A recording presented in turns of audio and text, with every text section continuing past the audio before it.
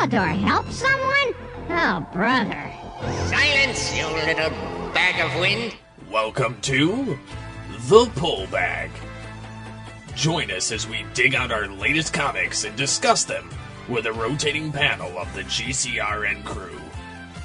So sit back and enjoy this week's Pull Bag. Hello and welcome to The Pull Bag. This is episode 83. See what I did there, folks? It has been a while since this guest has been on the show, and it has been a while since we've talked about He-Man and the Masters of the Universe. Welcome, A. Baron. Hello, sir. Hi, how's it going, Mike? Yes, Mr. A. Baron is now a theme song rock star, as it were. If you want to call it that. Yeah, because he is very bored with his own life. I mean, I just kind of pulled that singing out of my ass, so I wasn't really taking it seriously, but seriously. Most singers don't take singing seriously these days. I mean, have you heard Justin Bieber and Lady Gag Me and... Oh, girl, I want to get you, girl. Milli Vanilli had more singing chops than half of the acts of today. Anyway, we are here to return to Eternia. It has been such a while. Now, here's how the Masters coverage in the Pull Bag goes. You and I did the 2012 mini, and then Optimus Solo and I did the origin books, He-Man, Skeletor, and Hordak. We'll talk about that here in a minute, because Hordak's origin kind of ties into what's going to be happening in the 2013 ongoing. And then now we're up to here, and the Masters coverage will be coming in more and more and more as we go along, because Das is he's the MOTU guy at this point for the show. Okay, so it's been so long since my buddy Optimus Solo and I did the Origins episodes. I like the He-Man and Skeletor Origins. I hated the Hordak origin. I heard a lot of people hate it. I mean, first of all, the events of it take place 1,000 years before the birth of Adam. Yeah. Well, yeah. And it sets up this whole thing with Hordak and Zodak, and I love seeing Zodak. I think that was awesome. I love that, but just the whole tone of it just didn't really grasp me, that the way that they were, the way the story was going to go with Hordak, where he's been alive, or quote unquote alive, for over 1,000 years, and he's no longer human, and he's this, basically this unflocked Mossman type thing now, and it's too friggin' weird. What were your impressions? Well, I mean, you can briefly talk about He-Man and Skeletor if you have thoughts on those, and then go into Hordak. I have not read those two in a while. Really? I'm looking at my Hordak one across the room right here. So if you want to give me it so I can grab it so I can flip through it. Yeah, sure. Go ahead. Revisit it. Yeah, it's... I like the art in it, but it wasn't anything that was super spectacular. I mean, one of the things we all know, diehard Masters fans, are diehard Masters fans. I mean, yes. I'm a fan of the stuff. I didn't get into it until I was much older, so if they start changing things, I can give it some leeway. But then again, if something's awful, I'm not going to defend it. No. When I remember when they sent the solicitations out for this, the first thing that popped in my mind when they showed the covers, like, ooh, that's kind of stylized Kirby artwork, so I'm naturally drawn to it anyway. Again, it is very bizarre. I have no problem with the art. I have a problem with the story and how it's written. I believe that one was written by Giffen, and Keith Giffen, I love his writing. I love his writing on Masters. But that one, the story is just too strange for me. It really, really is. So the 2013 ongoing, what were your initial opinions when you first heard that they were going to start an ongoing? It's finally nice to see the Masters back on comic panels, because, God, what was the last time? The 2002 stuff? Mm-hmm. My concerns, interests were okay. Let's see where they can take this, because it's been around for over 30 years, but they seem to only have been locked in with the same characters and kind of the same. They don't veer off from what we've already learned. It's just kind of a constant rehash of everything that we've seen so far. So I was just interested to see what they would do with it. So far, it hasn't been much. I'll just put it like that. I mean, slightly different things happen.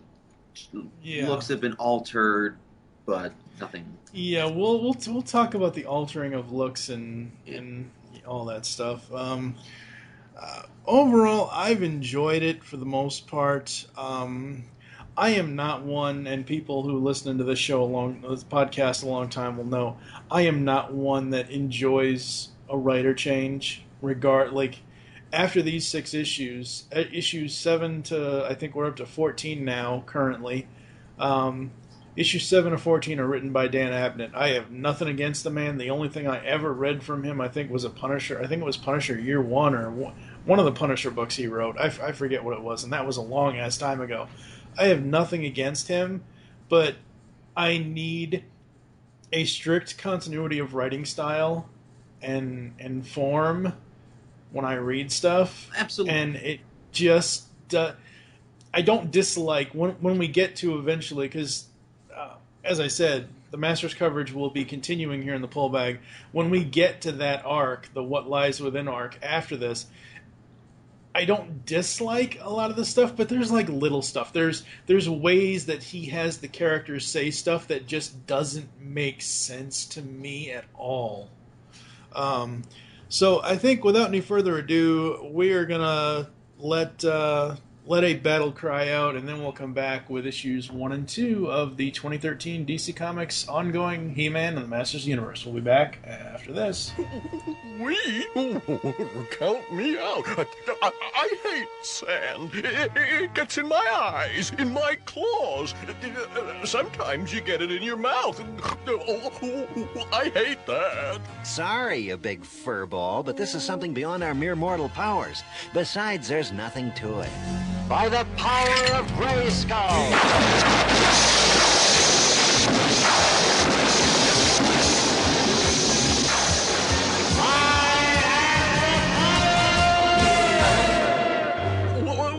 Wait a minute. I know you don't enjoy this, old cat, but there is a quest for us.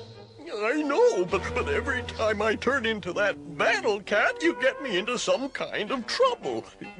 I'll make a deal with you. I'll go with you, but as Cringer. Maybe I can bring some common sense to this quest. All right, my feline friend. When you change your mind, be sure to let me know. Fat chance. All right, folks, so after you heard the classic battle cry there, we have issue number 1. Now, issue number 1, I know I don't have it pulled up. I don't want to have to search for it right now. I know this had multiple variant covers, and one of the variant covers was She-Ra on Swiftwind. Way to blow your load, DC. Well, it's not like they were hiding identities of characters from any of us. No. Well, most of us know. I mean, they pretty much told us from day one.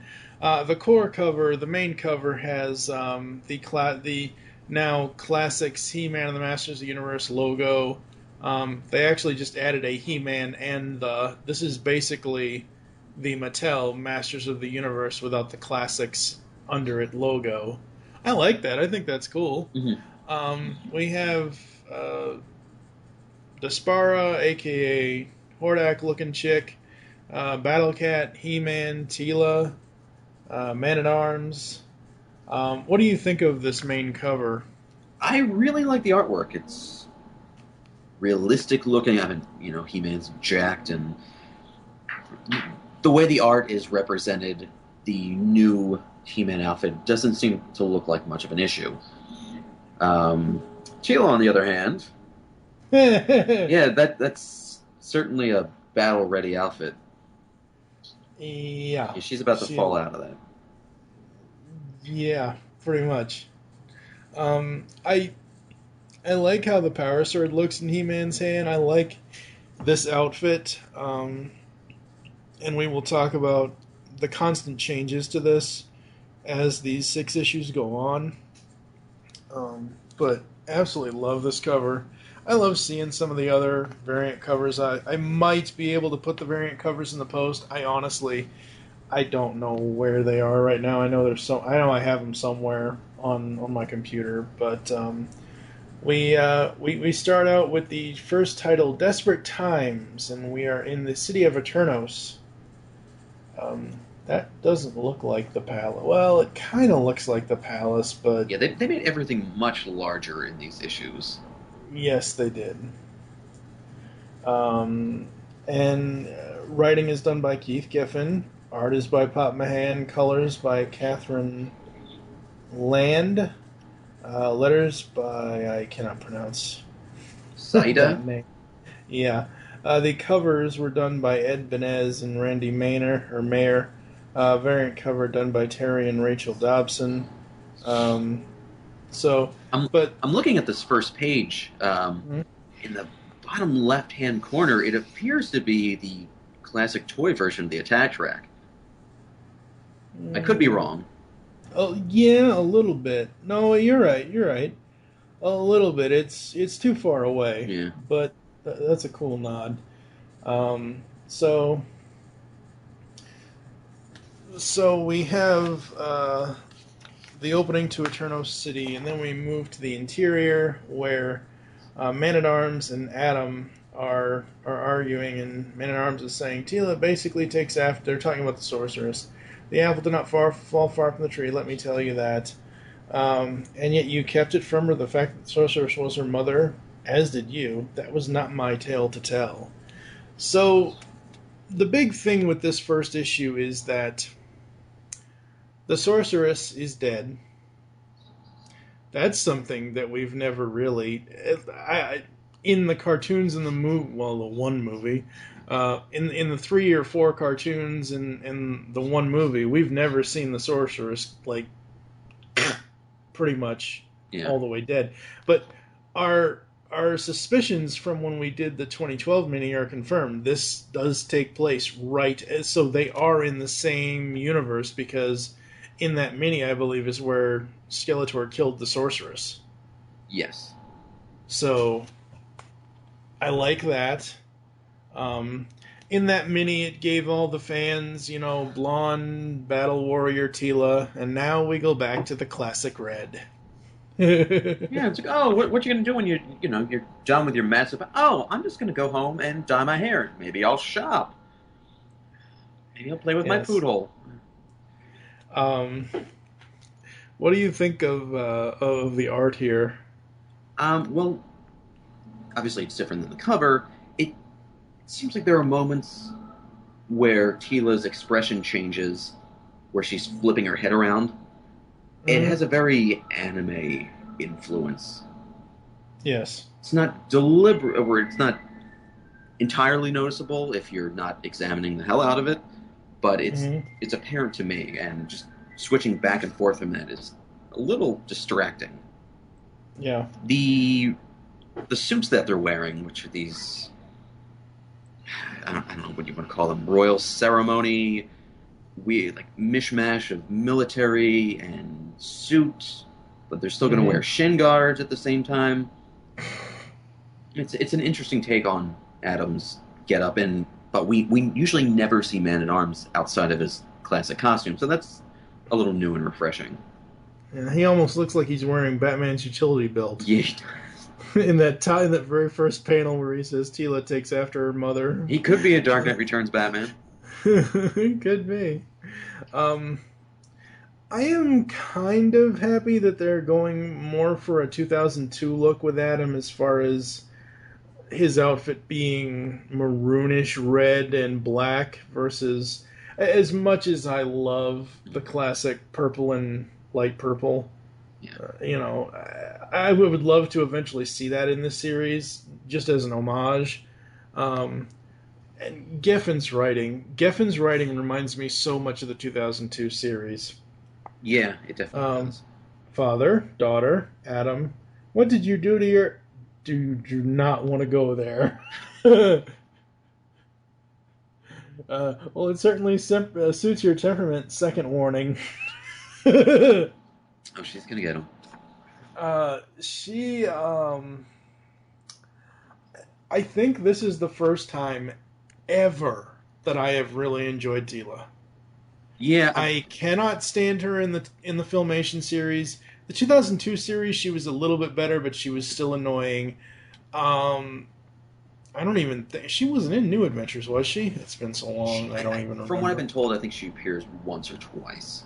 Yeah. I mean, in the cartoon, in all the cartoons, they always talk about how quick she is and to react, but they just tell you that. You never quite see her doing that. This is one of the first times where you see her speak that way and act that way, where it's apparent.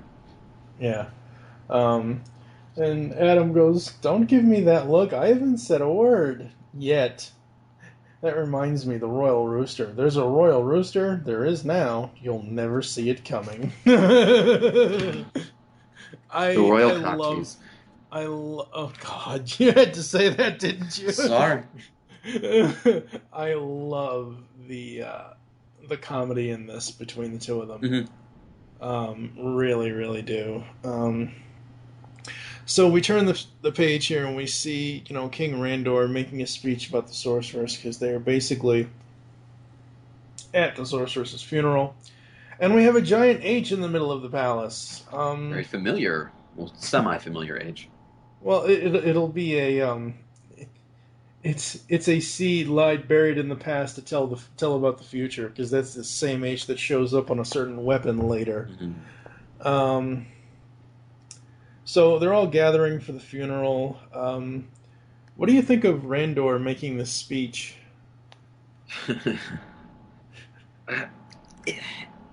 Going through these issues, we'll kind of I'll mention it later. The way they write his dialogue seems to change a lot. Sometimes he seems like he'll talk like a king, but then he'll have a very Shakespearean essence about the words that are coming out of his mouth. Now he's sounding like a priest at a funeral rather than a friend and a confidant. So yeah. And then this is the first of many costumes we see him in. Yeah, they kind of got... Well, the next page where you've got... which I guess the little black dots around the speech bubbles are meant to show us that they're whispering to each other. Yeah. On that next panel, that second panel, you've got him looking like the Burger King. I will not... Fuck you, Mattel. Every time that I see that stupid original Randor figure, all I can think of is the damn Burger King. Well, if we go back a page at the bottom underneath, there's a shot behind Adam, Man-at-Arms, and Tila where you see kind of the B and C-list characters. So you have Decker, Carnivus, Roboto, Stratos in almost like a military top, and then you see Ram Man, who is just so squat, you just see the top of his head. Yeah. Compared to the rest of them. I love that. I think that's amazing. Yeah. And then we get...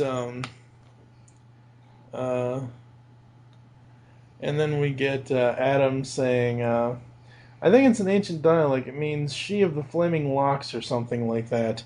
Whap. She hauls off and hits him. It's alright, he's just overcome with grief, how sensitive he is, right, Adam? There. I love how she plays that off. Okay, so I guess we are at Castle Grayskull because there's thunder in the background. Yay. And then Tila is very impatient. She's always been very impatient, but she is super impatient in this. It still does not have that arrogant tone that she had in Filmation.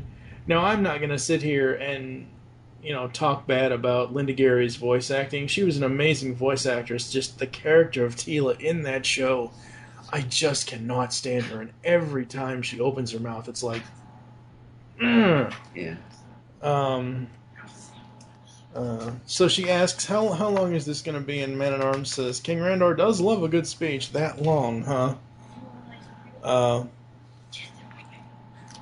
So we get to... Oh, here's where the invasion comes from. You get to basically... Field. Yeah, Farm. open field. Yeah. With a father and two sons, and... I couldn't tell they had two sons until he said they had two sons, because the one certainly looks like a girl. Yeah. And then we see, if they are all this fragile, this realm is as good as ours. We see Despara. Well, let's go back and mention that there's this explosion, and it charged the hell out of them. It's kind of graphic. It's very graphic. And then it cuts to the splash page of Despara and the Horde troopers, and the father, who has most of his hair burnt off and scarred and crying, and you see the corpse of his son. Yep. Yeah. Yeah, he does have a very manly look to his face, so that's definitely a male. You see Despara, and you see the Horde troopers. The Horde troopers in this splash page look awesomely just... Oh my god! Yeah, I don't think I've ever seen them that well. They look like a ragtag group of souped-up football players, but in a good way. Yes, exactly. So they're going through battle cries, because that's the whole thing with this story. Is that where Despara and the Horde are coming in, they're all technology, whereas Eternos is all magic. So she gives them, the orders and ways to conquer the entire planet, and we get to the Fright Zone. And where Hordak says, "Oh, how I envy you, Despara. It has been eons since Hordak last saw a conquest. A testament in your faith in me, a gift from a loving father to a deserving daughter. Do not make me regret my generosity. My life for you." What were you going to say? The way they depict the Fright Zone is something we've never really seen before. It looks like this fiery, post-apocalyptic city, kind of Fist of the North Star meets Lord of the Rings. It kind of looks like Apocalypse from Darkseid. True, yeah, definitely. But then we see Hordak in this weird, this H.R. Geiger-esque monstrosity, which he's kind of wired into the room. Yeah. And I don't know what in the world is going on here.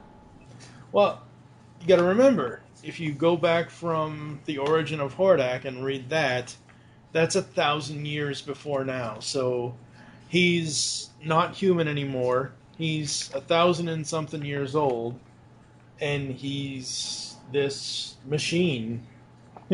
He's basically an evil RoboCop. He's basically the Ed 209 of the Masters of the universe. I'm just looking at this. I would think this would be a design more fitting of Horde Prime. Yes, you're right. You're absolutely right. And I guess it's more corpses sewn into this mound that is him. Yeah. See, I think I would have wished that to be what the story was a little bit, that the Hordak origin was Horde Prime, and that this became Horde Prime, and we would still have Hordak. But yeah, I mean, I like what they're doing. It's something different. I mean, we've never seen Hordak like this before. Granted, I don't much care for the design and the look, neither but do I. But the story is interesting. So Despara says, stuff about the technological level, and Hordak tells her that they use magic, and he says, you will present your conquest because failure is not an option. Do not think yourself above my wrath. we get to, let's see, we go back to Palace and the palace. open to Tila stripping for no apparent reason in front of everyone. I mean, yes, I realize this is a comic book, and comic books tend to have a specific male audience, but come on. Yeah. She and nobody bats an eye. No. And they're all wearing the same gold boots. Mm-hmm. Like, you'd think that they would all wear different ones, but then again, how did she get her pants off while keeping the boots on?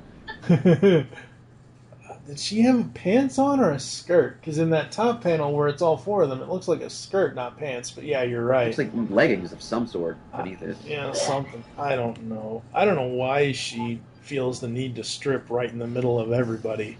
Or why why can't she just wear her armor as it was in that top panel? I have no idea. Yeah. So the whole story here is that she doesn't give a crap about her mother. She didn't even, Man-at-Arms kept it from her that the sorceress was her mother, and she's talking about, one less mage, that has to be a good thing, and and Decker says, that was interesting. My apologies, Decker. When she starts running her mouth, it reminds me of you, a bit of you, Duncan. Now that was uncalled for. When have we ever really seen him run his mouth that way? I mean, I'm sure it could have been, when you were younger, you were impertinent youth, but nothing about him now says that.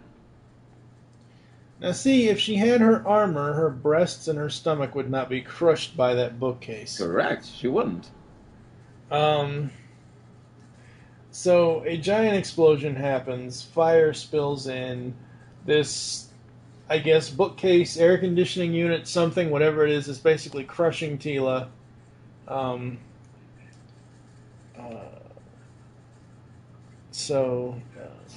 And cursing. She curses a lot. Yes, she curses a lot. We get to no quarter, they surrender or they die. We see a nice page of Despara and the Horde invading. And then we get to the classic split-up scene.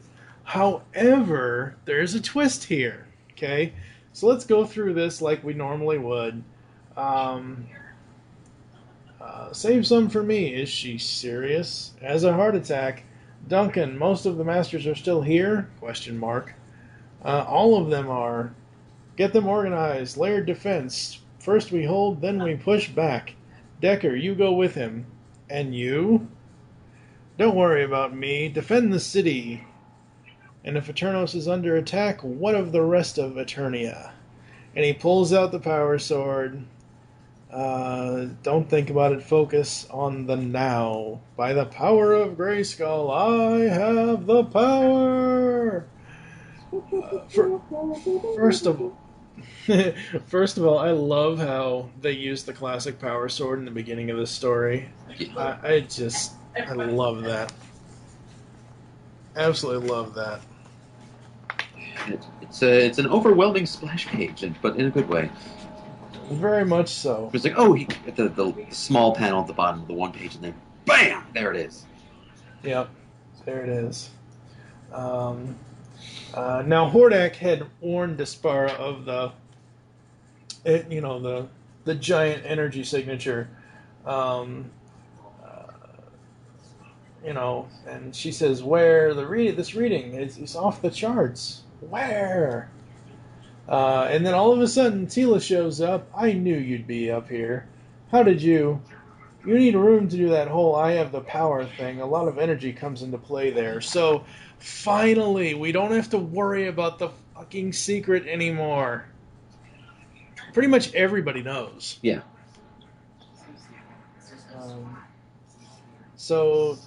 The first issue... basically, so they get to the point where, so who are we killing? Take your choice. Grayskull's Bane, who are they? They are your masters. Who? Well, just the line that's just, who are we killing? Yeah. When do you normally hear that in Masters mythology? It's, Who are you going to do a judo throw and try to disarm? This is a very different Masters as far as... this is like Man of Steel 2013 version of Masters of the Universe. But not quite as boring? Well, and the way I can understand it, the Horde Troopers, I don't know because I haven't seen any of them with their helmets off, but the way I understand it is the Horde Troopers are robots. I think they do address them as robots. Okay, so I can see that, killing the Horde Troopers isn't going to be that bad.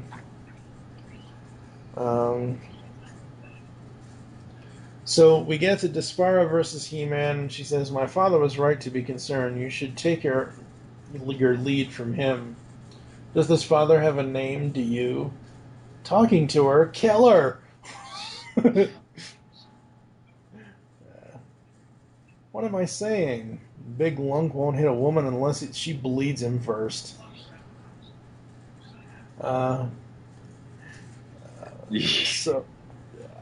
So, oh my god, I love this so much. It's so awesome.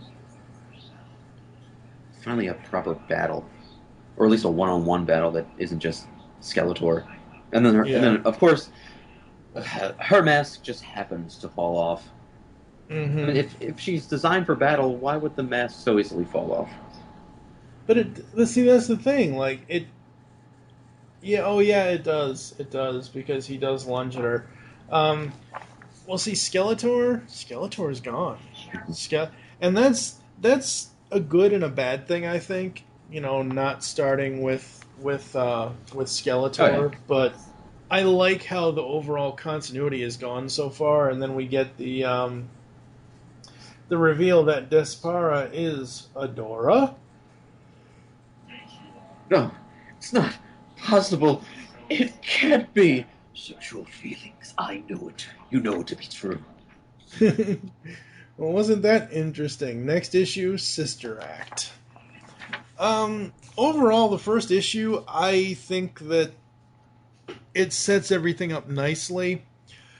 I don't think this series is good for new readers if you haven't read some of the other DC stuff that they've done, like the three Origins issues they've done, like the 2012 miniseries, because it does have a strict continuity. But as someone who has already read it and has enjoyed it, I was so pulled into the first issue. The art is great. I love the snarky writing. I really love it. I thought that was great. What about you? I mean, we always need snark. I mean, I'm always kind of drawn to that stuff anyway. I mean, if you go back to that transformation scene where I was saying, you see the sword and then you see him and bam. If you remember the filmation and even to some extent the NYP one, you never could grasp the power behind the transformation that was coming into him. It's like, I have the power, here's some sparkly glitter and some flashing lights. But no, here it's like, he looks like a mountain, and it hits me in the face when I look at this. Oh, yeah. But that's a good thing, though. Absolutely. Yeah. And finally, the introduction of Adora as a Horde captain, treated as it should have been, or at least character-wise. Yeah. Because when she's introduced in Secret of the Sword, it's, oh, well, yes, I'm serving my father, Hordak, and, I don't realize I'm serving evil, but it's really apparent, and just if she's serving an evil that severe, you'd think some of that personality would wear off on her. It did a little bit in Secret of the Sword. It didn't as much because we all knew it wasn't going to last. Mm-hmm. But that was like oh my god, Secret of the Sword is nearly 30 years old. Ooh, oh god. Next year, 30th anniversary of She-Ra and Secret of the Sword. Oh boy. Yes, we are old, ladies and gentlemen. Well, it freaks me out more when Batman the Animated Series is 22 years old. Oh god.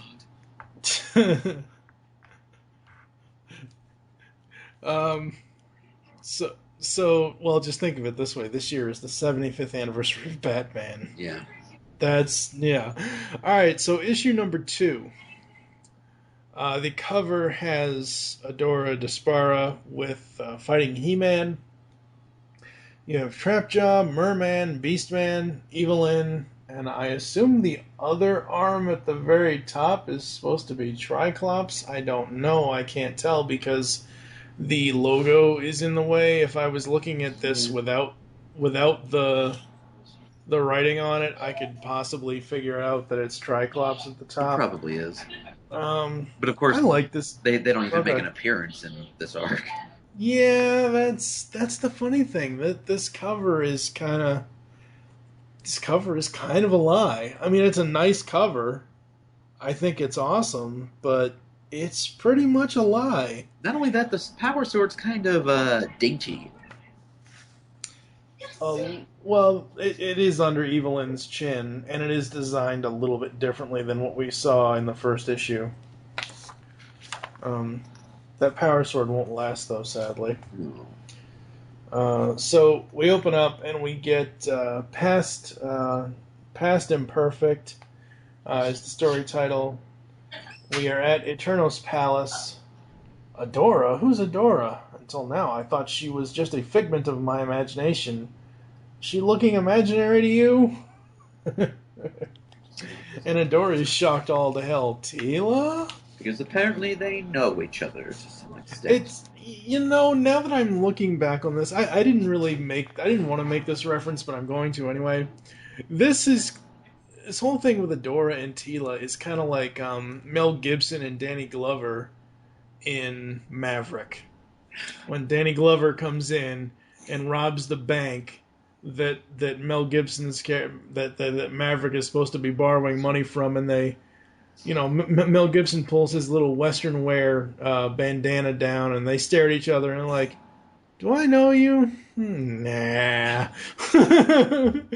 That's what this whole thing reminds me of.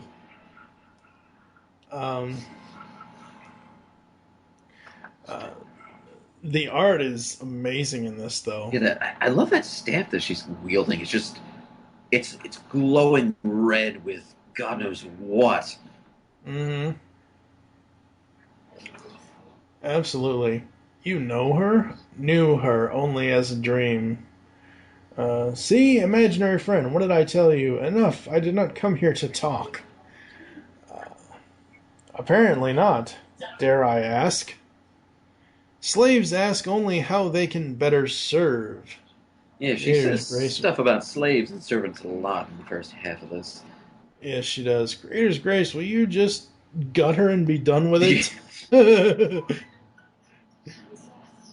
You should heed your woman's advice.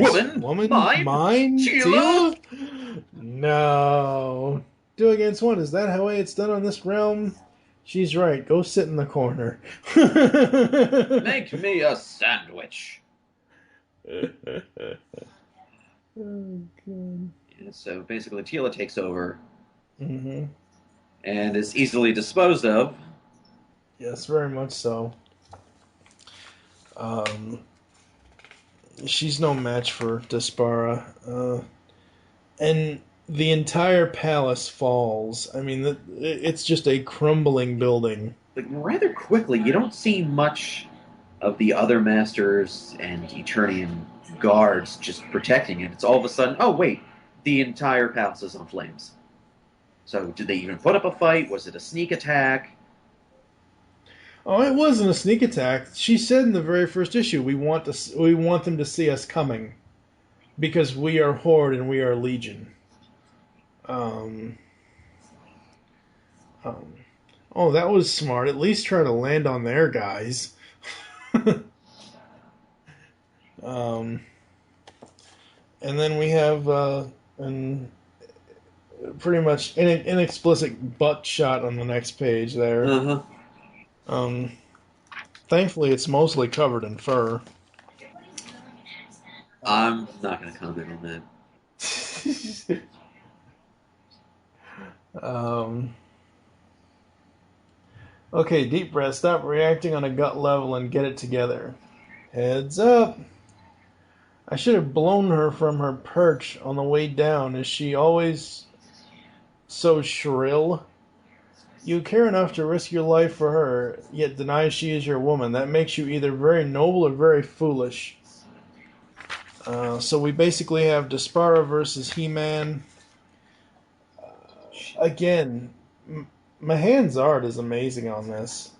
I'm loving this. And of course, Tila, surprise attacks. It almost, the way she falls on Despara's back, it almost looks like she cracks her ankle. Mm-hmm. Ooh, it's painful to look at. Yeah, she does. Yeah, she does split her ankle. Oh, yeah, that would explain why they carry her off.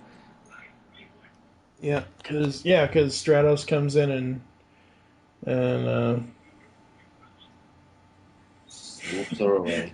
He-Man's like, huh? He must have chosen the short straw. So all these masters are nothing but all they spend their time is insulting one another, as we'll soon find out. Mm-hmm. Pretty much. So we have He-Man and Despara. As long as we fight, innocents die. Is that it? All for the glory of the eminence. There can be no greater honor.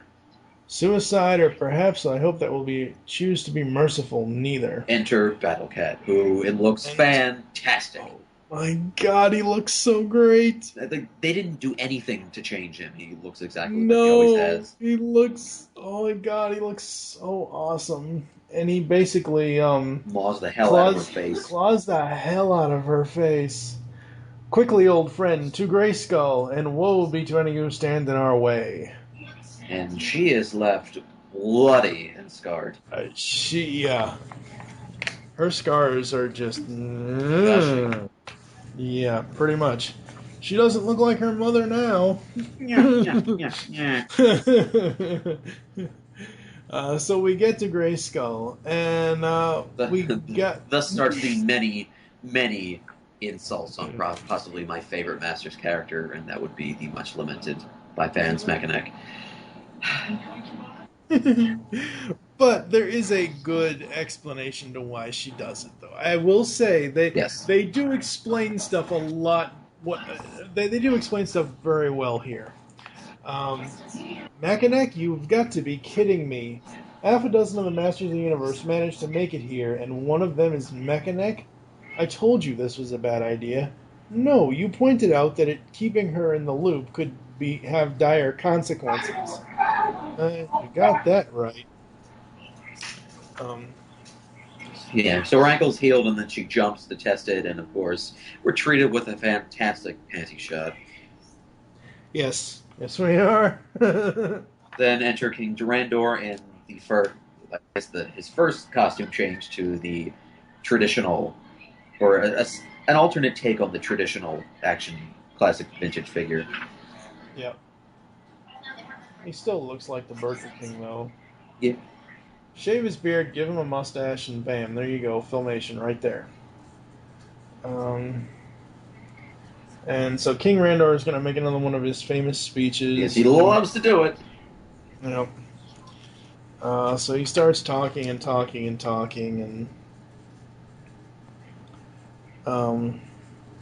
but we do get some revelations for this.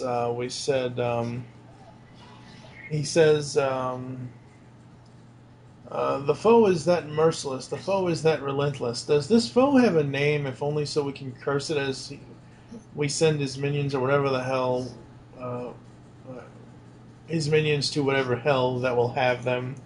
Hordak. The foe's name is Hordak. Hordak? The myth? Preposterous. They were led by a woman, not a vampire creature of legend. Yep.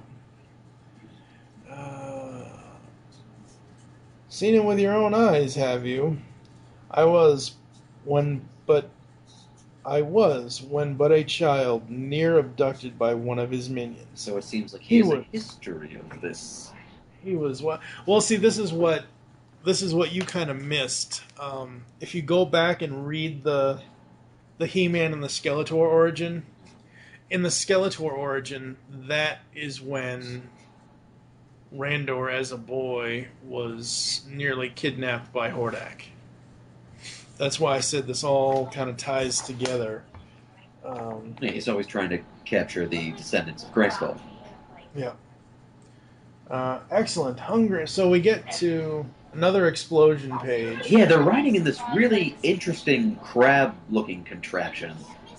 Yeah. Absolutely. The masses are hungry and compliant masses. Resistance? Isolated pockets. This might interest you. And we flip to the page and we go, what am I looking at? A substantial gathering of Eternian forces. The hold is called Castle Grayskull.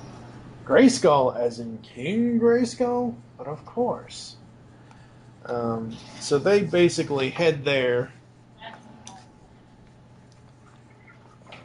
And we get... Did they explain yet about the scar on her face, or is that in a couple pages later? That's... might be a couple pages later. It might be in the next issue. So we get back to Grayskull, and like I said, everybody knows the secret. Even Randor knows that He-Man is Adam. Well, I'm looking at this library. I guess I can assume it's some sort of library shot inside Grayskull. Grayskull's always been depicted as this dungeonous, dilapidated building, yet this library is pretty substantially built. And on the outside, you see these girders and whatnot, so it seems like they're renovating it of some sort. They probably are renovating it. I mean, it is an old-ass castle. It's about time. Yep. So they have a conversation. He says, we have no choice but to deal with the reality which we are presented. We have been presented with a new addition to our reality, or should I say an old one, reborn. You said you were taken, almost taken, and I would have been if Keldor hadn't been there to fend the creature off. Keldor, Skeletor saved you? Skeletor was yet to be, but that is a story for another day. It's interesting. Yes. Yeah, see, that's the thing.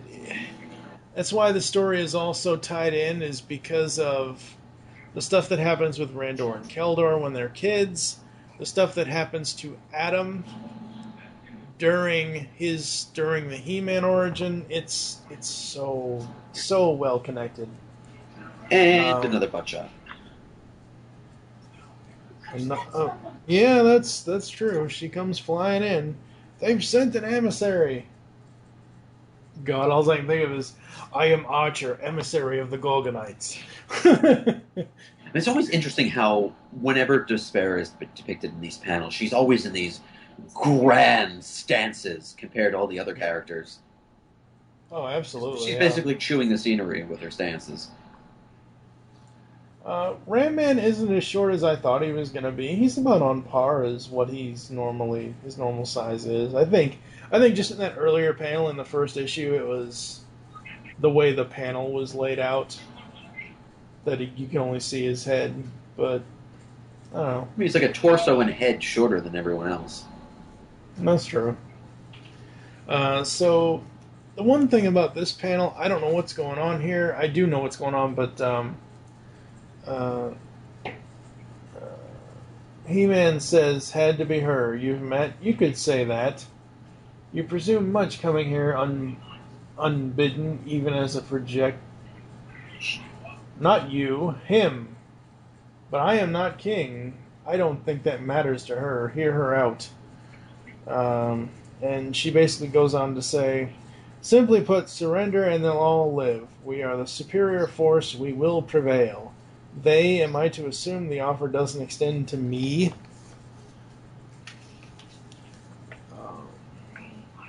She says, well, Kot, you and I will fight to the death. Will we?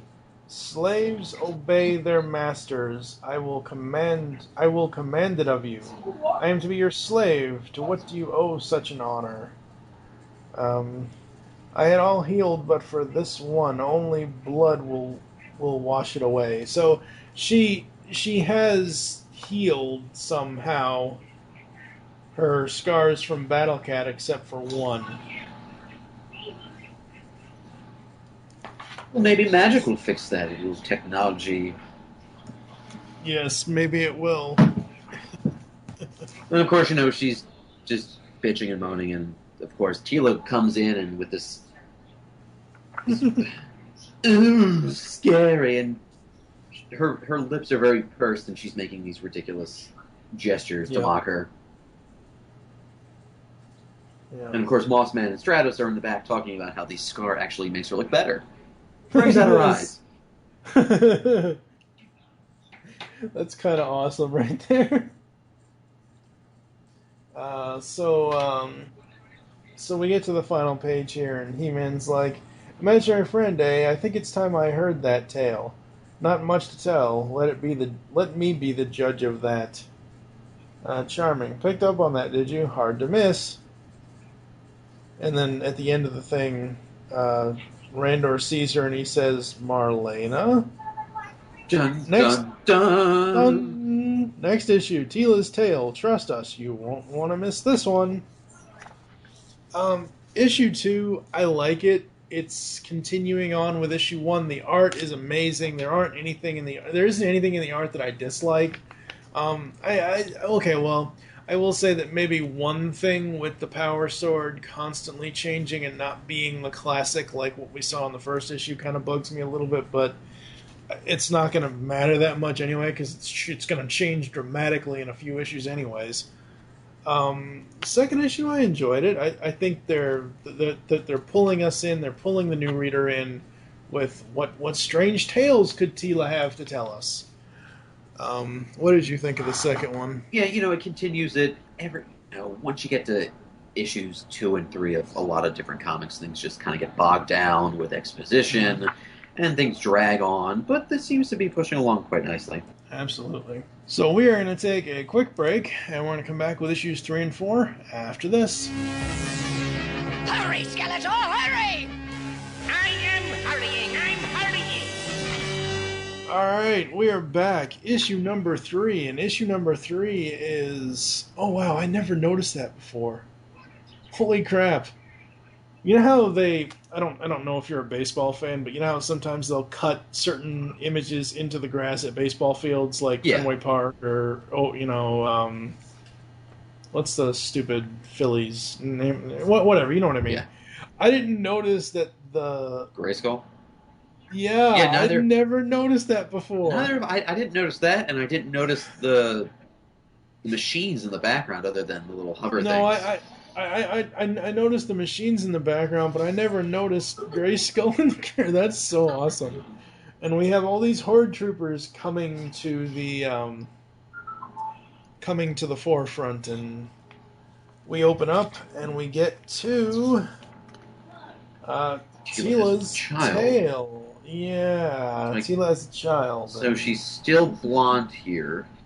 Yeah. Maybe like a strawberry blonde. Yeah. So she's telling her tale. I take it you remember that I didn't have many friends when I was a little girl. You got 2 things wrong. 1, I didn't have any friends, and 2, you were never a little girl. So, I mean, it's pretty apparent in these panels that she was a tomboy. Yeah, But much. But at the same time, what she grew into doesn't quite gel with that. I mean, she kind of has the mouth, but if she's that much of a tomboy, I don't quite understand why she's dressing like she does now. Well, I don't think that's necessarily character. I think that's Pop Mahan and the editorial. I think that's them giving us the eye candy because they want us to like her. And like I said, this is the first time ever that I've enjoyed Tila. Not because of the fact that she's wearing skimpy clothing. I mean, I enjoy that, but obviously, you know what I mean. It's because of her character that I'm enjoying her in this. Oh yeah. In this ongoing. So I love the line here where she's talking about her past. I used to prefer hanging around my father anyway. Kids my age get me gas. Yeah, that's a little strange. And even as a little girl, she has a full utility belt. Now, is it something she made herself? Possibly, because she's got a fake sword. Yeah, I'm wondering if there are web shooters in that utility belt. So we get so what I do like is how they kind of distinguish the monologues where hers is red and Adams is Yellow. It's a little yellow. I can see. She goes, "Final warning, sorry." No, you're not. Anyway, there I was, wishing you would die in a riding mishap. I said I was sorry. When I hear this giggling from the Gideon's Bloom Arbor, a girl's giggling. As far as I knew, I was the only little girl in the palace. Well, maybe you attitude-wise, you knew. I'm going to let that one pass. It was her, that Dispara creature. Creature? Well, maybe not then, but now definitely. So apparently Adora and Tila were besties as children, but it was some weird magical thing that, Tila chalks it up to being an imaginary friend, and Yeah, they don't quite explain it later on, do they? not really. They don't really explain how Adora was even there. I'm not sure. Yeah. So we get back to present day, and then one day she just stopped coming. With the passing of years, it wasn't a far to jump to imaginary friend. You don't miss her? I didn't say that. I just said I grew up, okay? And now she's back. Yeah, now she's back. I do love the art here with the two of them. Him standing and her kind of... Very Batman on the ledge pose. Yeah, pretty much. Oh God, can you imagine that scene from? Oh God, you said Batman and Wonder Woman. All I can think of is now. You're a warrior princess. I'm a rich kid with issues, lots of issues. She just crushes the rock. It's like next point. Oh wow, that is Robot. I didn't notice him earlier. Huh. So we get to the next page. I don't suppose you remember anything that might give us an edge. What, like she's afraid of spiders or heights or like that? Anything that might help. No, nothing like... Yeah! And Mechanic shows to scare the crap out of everyone. Our forward defense perimeter is in motion. They are on the move.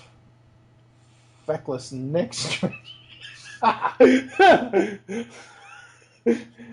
Feckless neck stretching. Ultra. Polytron, little warning next time. Oh, wow. How do you warn someone that you're going to spread the alarm? That's right, I'm talking to you, mecha nuisance. Wait. That's... Okay, so yeah, that is Roboto next to He-Man, right? At the bottom of the page? Yes. Yeah, he... Okay. That's an ugly design. No, well, somehow, for some reason, I thought it was Mechanic again, but then, anyway. He has this weird, like, Lord Zed-looking feel to him. Yeah, pretty much, yeah. And then, of course, they make fun of Stinkor. The Stinkor creature. Stinkor creature's grace. Do not bring him up in front of Tila. You think she's got problems with Mechanic. I really wonder how they're gonna... If they ever really have him show up, I wonder how they're gonna have that done. What do we have here? It's Castle Grayskull. And it's mine. Not so fast, Beastman. He-Man! You can pit He-Man against Beastman playing for the power of Castle Grayskull. You have to put the castle together. Beastman's escaping. The throne, Dad. Dad, you saved the castle. Castle Grayskull from the Masters of the Universe collection. He-Man and Beastman each sold separately from Mattel. So we get to Grayskull, and they have all these tables and battles drawn out, and Grayskull really lives up to its name. It's no longer green; it is actually gray. Yeah. We've seen Grayskull in the past outside of this comic. You know, it's always kind of been isolated, and there's just been steps leading up to the mouth. Now we have no jaw bridge. We just have this massive opening, and the castle itself is embedded in this giant canyon. Yeah, it's a little disconcerting to me that there's no jaw bridge. I mean, as much as I don't, necessarily want them to mimic Filmation, but it would make sense if there was an entrance to have it close up. I mean, it's not like the damn, giant tiger head of the Cave of Wonders where the entire castle is going to sink underground after it closes. Yeah. Um, Then you got like the double-barreled castle cannon, which is a million times bigger than it used to be. yeah. I think it's to scale, though, for what this series has it. Is that Tila, right? How did she, my guess would be she jumped from that height? And that's pretty much all it says on this page, which is, it's kind of a weird page, honestly. I think because it seems like it's just there to show off the surroundings of Grayskull and setting up things that are going to happen. Yeah, no, I know. It just seems a little strange how the art's laid out on it. And Randor's in new armor again. Is he? Yeah. Yes, he is. Wow, he changes. He changes outfits more than Padme and Leia. Just Padme can. Yeah. Oh my god. I was gonna make a Beast Wars joke. Man, Optimus sure learns a new body fast. What do you expect? He changes them often enough. So we get to our common sense. The thing tells us not to jump off of. I climbed, okay? There's all kinds of juts and ledges sticking out of this chunk of stone. What have we got? Movement of what and for what purpose unknown. Troop movements, maybe they're massing for an assault. It's not organic. So we can assume by that line it's not organic. We can assume that all the Horde troopers are robots. We get to whatever happened to the 12-hour grace period. That's the deadline for the first assault. They're moving to soften us up for the first assault. That's certain. That's what I'd do. Good enough for me, Roboto. Spread the word. Everybody digs in. We don't know how bad this initial barrage is going to be. Bad. Very, very bad. Creator's grace! I'm so sick of that line. As much as I love Giffin's writing, I'm so sick of that line right now. Sweet Eternian Jesus! After the double page of the Trinity War ad, get inside and pray Grayskull weathers it. So they're all running. It's like, everybody run! There's this close-up of Tila's face where you see that she has black eyebrows. Mm-hmm. Okay, so she has black eyebrows, but she's been blonde. Now she's dyed her hair red. What is this girl's natural hair color? Maybe she was born bald and she stayed bald all her life and they're all just wigs. Oh, wonderful. We have a giant explosion with Adora showing up with a bunch of Horde troopers. And Tila saying, oh, wonderful. It almost looks like this one page might have been done by a different artist. They seem a little slimmer. It honestly might have been, really. She says, deal with them, the girl is mine. Oh wait, the next couple of pages it's really apparent. It's definitely a different artist. But it doesn't, but see, that's the thing, it doesn't list. I'll go back to the, trying to see here the beginning, let's see. Yes it is. Mateo Guerrero. Yeah, it's Pop Mahan and Mateo Guerrero, so yeah, it is different art. That's a little crazy. I'm not sure if I like that. That's kind of common nowadays anyway. Yeah, I know, but maybe that's why Randor changed outfits again, because of the new artist. Like, I can't draw that Burger King stuff, man. Just slap a Wonder Woman tiara on him. Yeah, really. Roboto, C to the king. Nice trick. Why didn't you just blink your entire army in here and be done with it? Where's the fun in that? These two have such tongues between them. That they do.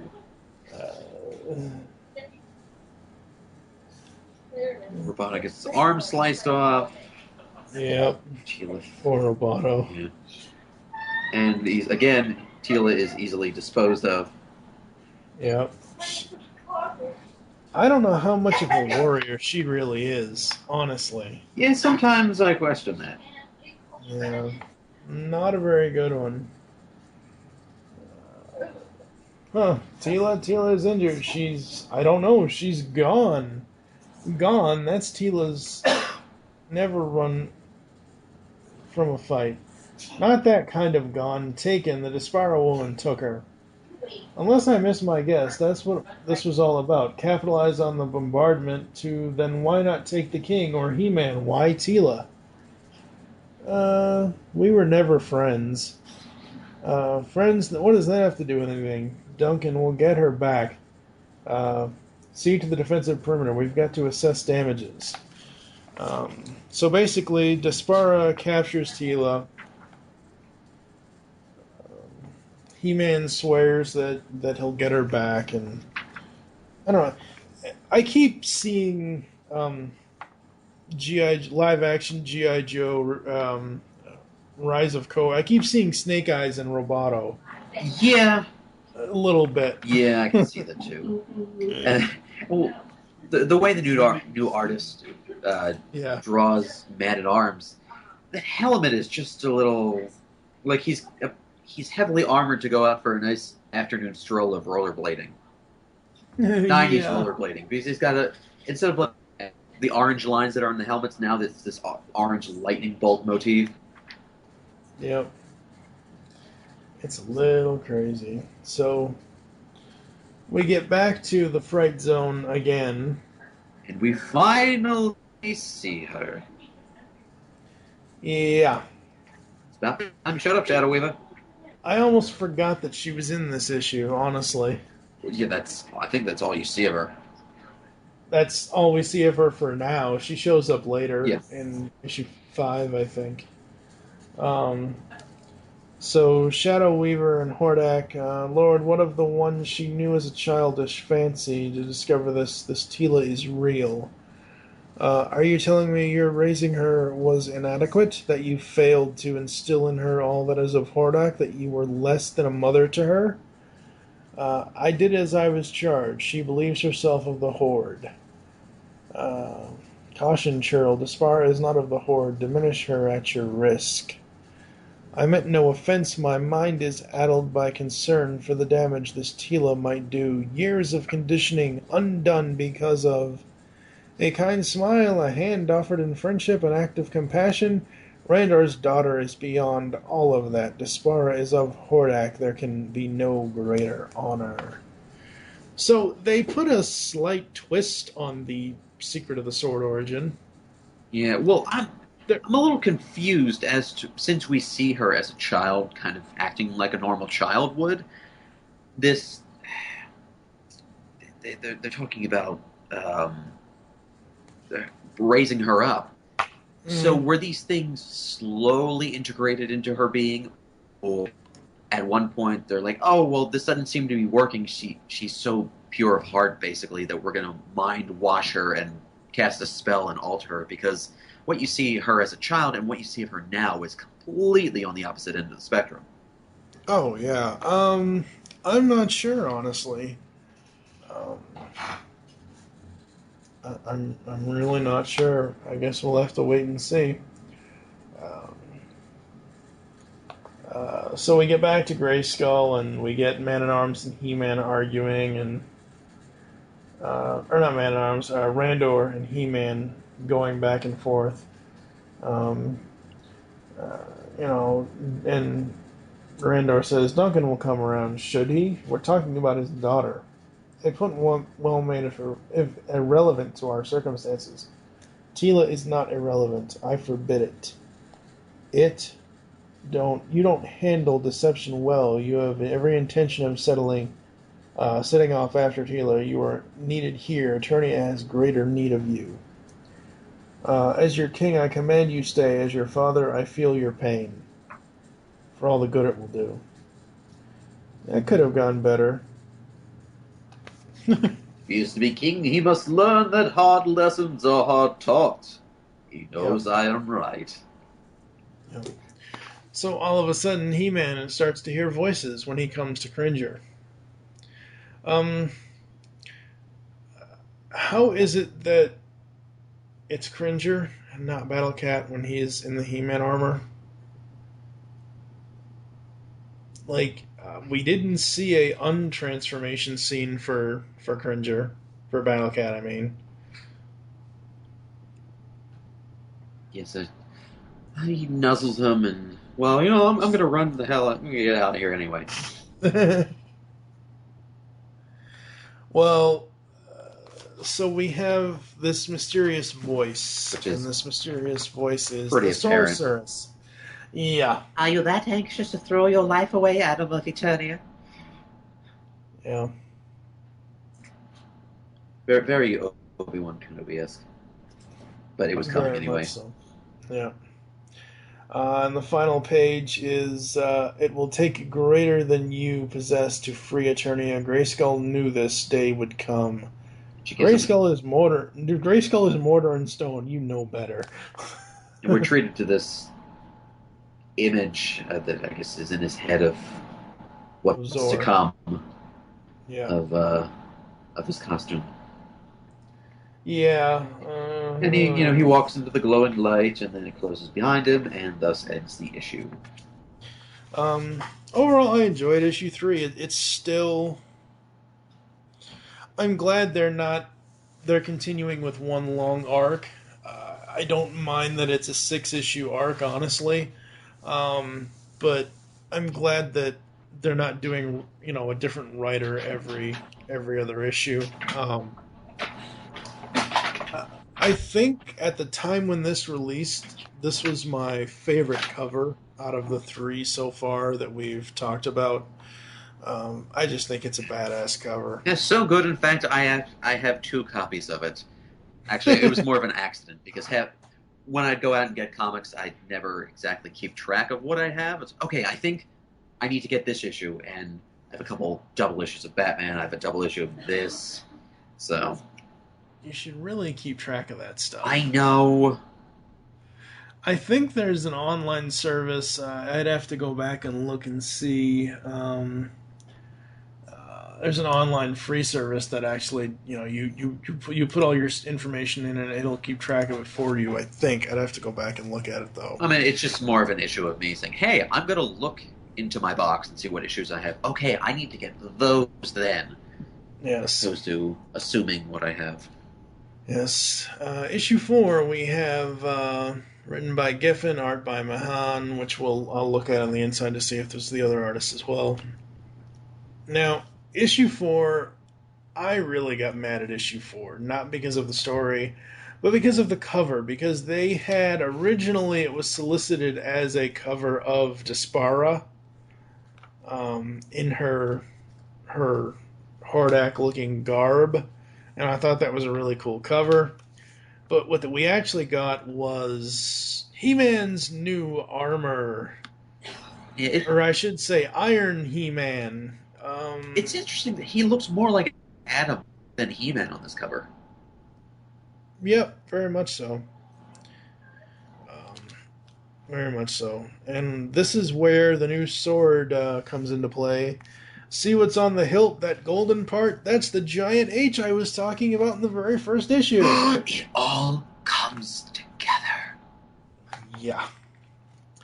So we start off with Tila imprisoned. She's wearing an overtly long t-shirt to presume that she's in a nightgown, I guess. I don't know. Prison potato sacks. Okay, then.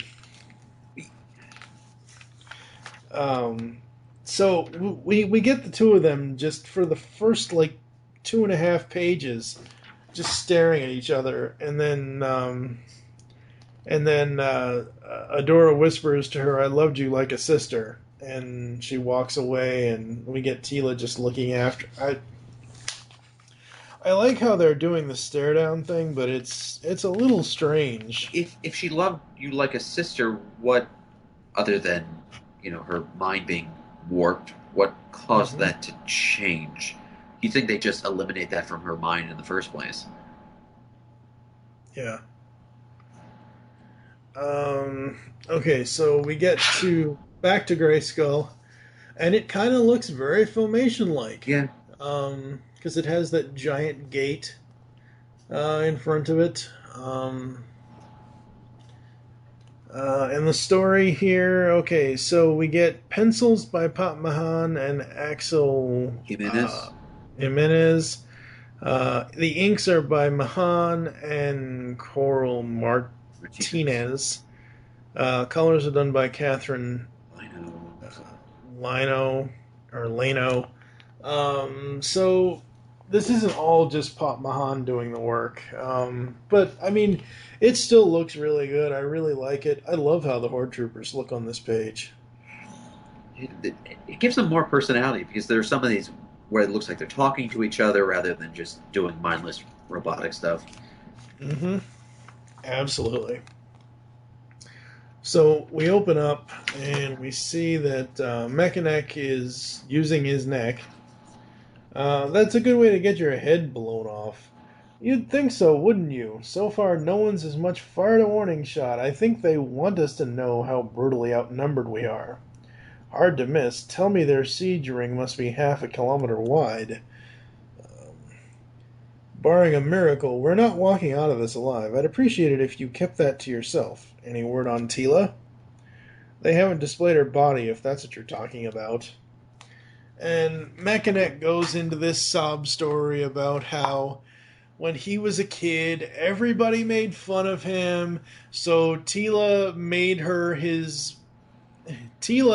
him her bitch. Boyfriend. Yeah. So I guess in this iteration, he was born with these powers as opposed to having his neck altered later on. Right. So I guess you could say his neck is an organic neck that stretches kind of like organic web shooters just come out of your wrist. Yeah.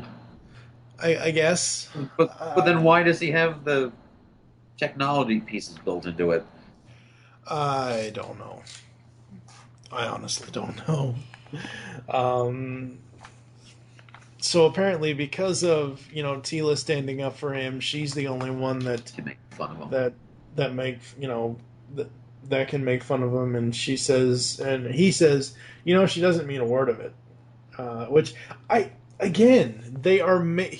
Geffen is making me really, really love the characterization of Tila. Finally, after 30-something years.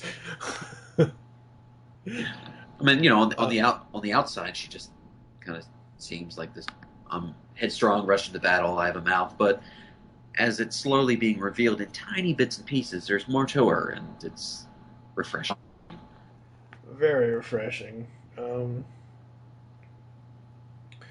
So we get to Mechanic warning Man-at-Arms, best hunt some cover, sir. They're lobbing in another barrage. You get the feeling they're amusing themselves until an attack order comes down. I try not to think about it. Boom! And we see He-Man is on his quest into the bowels of Grayskull. We see him with the more classic power sword than what we've seen before. I don't like the... Although this image of the He chamber is awesome. They look like giant stone Martian manhunters. Oh my god. If only there was a purple cauldron. All as I would say was, ancient spirits of evil. From this decaying form. Yes. Well, you notice the the I guess plank that he's standing on resembles the sword. Yep. So she basically gives him a little bit of instruction, and then, she leaves him with, this, Prince Adam of Eternia, is the secret of Castle Grayskull. And she says, you know what... You know what you must do. See, I couldn't really make that out it's... because, number one, my eyesight is too bad, and number two, it's really small. It's very light blue. Yeah. No what? Zor, Sorceress, why did you bring me here? Sorceress, you can't leave me here like this. Zor! Tila was right. Mages are infuriating. Not exactly the word she used, but close enough. So, basically, we see that, and this is something that I really loathe about this series, even when we get to the later issues, issue 7 to 12, they will constantly, when he's in the He-Man garb, just call him Adam. I love it that the secret is not a secret. I absolutely love that. But it was. Go ahead. It almost seems worse than the Superman thing, because at least with Clark he had glasses on and his hair was a little different. But this is so blatantly obvious. Yes, very much so. Very much so. And he says, what does she expect me to do? I failed smithing. Am I to pretend there is not a siege so I can what? Duncan should be here. He understands the intricacies of, I am not here to encourage you. I am here to see you prepared for what lies ahead. Or where's Bengali when you need him? Yeah, really. So we go back to the prison, and we see some guy trying to... Who looks suspiciously like... are they Tribits? Whatever those creatures are in She-Ra, the cartoon. Yeah, possibly. Oh, you mean the... Do you mean the Wickets? Not the Wickets. Yeah, he looks like an evil version of the ones... Yeah. Yeah. Yeah, I know which... oh, God, what do they call... Yeah, I think they're called the Sprig and Sprag and... Yeah, the ones that Madame Raz always has hanging around her. Yeah, maybe, possibly. So we have these lines. He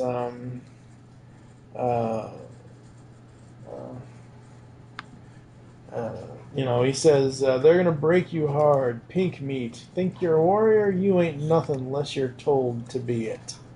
Please don't hurt me. Well, alright, I got us a fast learner here.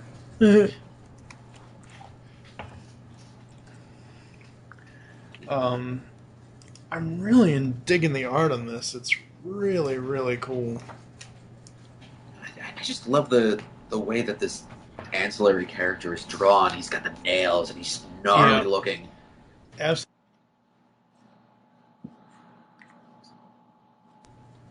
Yeah, absolutely. He absolutely is.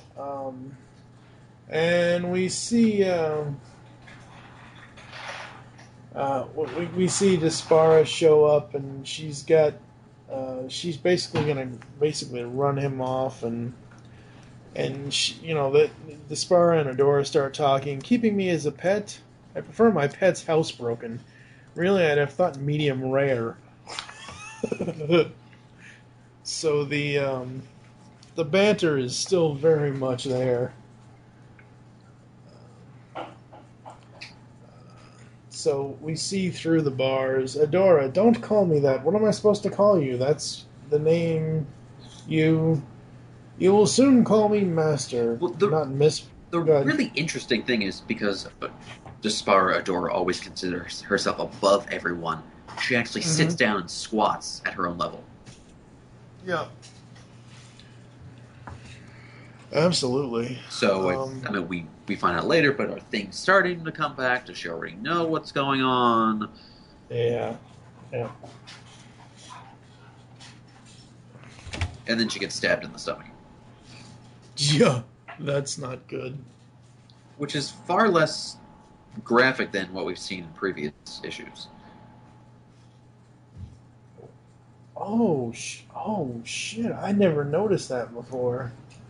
But yeah, she stabs her in the stomach and puts her helmet on. Yeah. Unless squatting down was kind of to lower Tila's guard. Yep. Probably. And she says to the Horde Trooper, see that she is days into her dying. It will be so. Yes. And then the artwork changes. Again. Yep. We get a giant battle scene with absolutely no banter, no nothing.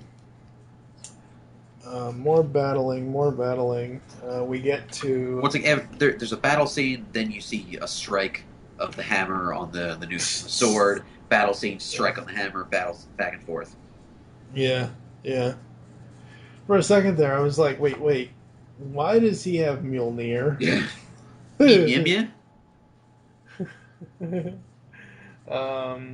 So let's see here. A half-hearted attempt on their part, my liege, meant to harass more than defeat. That is what I feared, and when they come at full force, we will make them pay dearly for every inch. My son, where? I was wondering that myself. There's this really nice panel of, I guess, the ghost or just spirit of Grayskull transposed behind him, on top of He-Man. Yep. And then they're in the word bubbles. They're both speaking at the same time, the same lines. Yep. And we end with, by the power of Grayskull. I have pants now. Was this supposed to basically be a New Adventures homage? Seriously, come on. I don't know. You know, I don't often say a lot about a certain part of clothing like Pixel Dan does, but Jesus Christ, bring back the loincloths. I don't like Iron He-Man.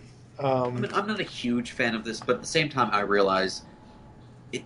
You know, with the toys, you have Battle Armor He-Man, Flying Fist He-Man, Thunder Punch He-Man. This is, if it were back in the '80s, I think this would be far more well received because it would just be a new toy. Yeah.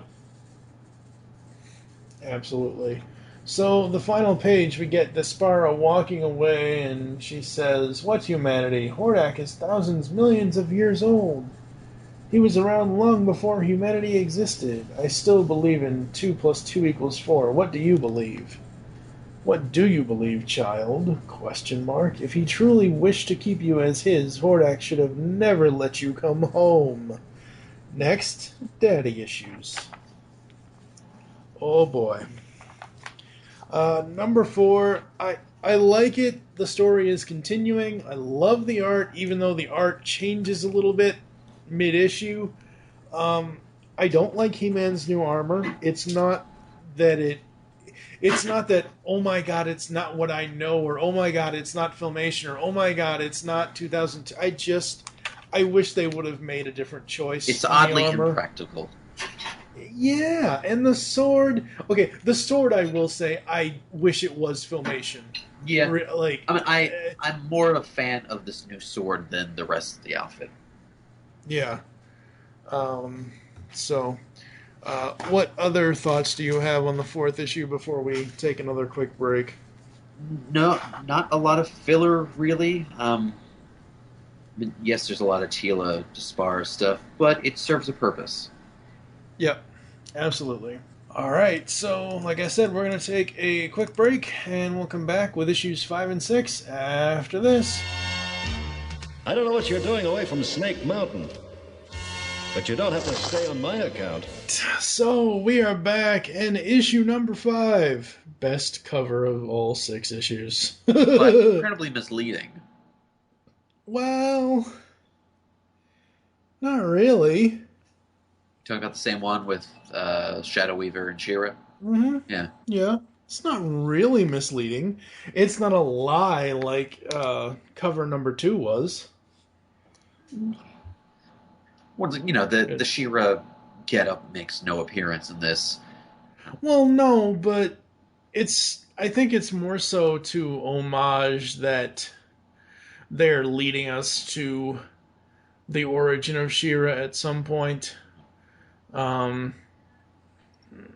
Because are you currently reading the current part of the series? No. Yeah.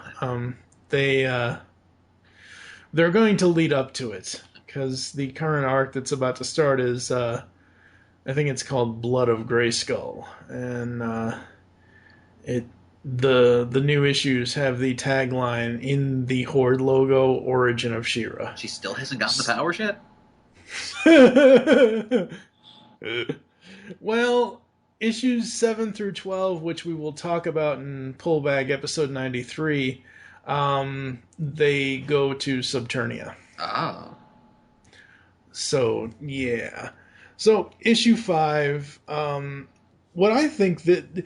Could it have been better if they just used the it's not a mask, what the hell is that? The headdress, and maybe the old classic Adora outfit.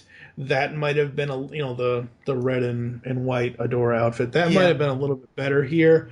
But overall, as far as a grabbing cover that grabs you, it absolutely grabbed me. It grabs her.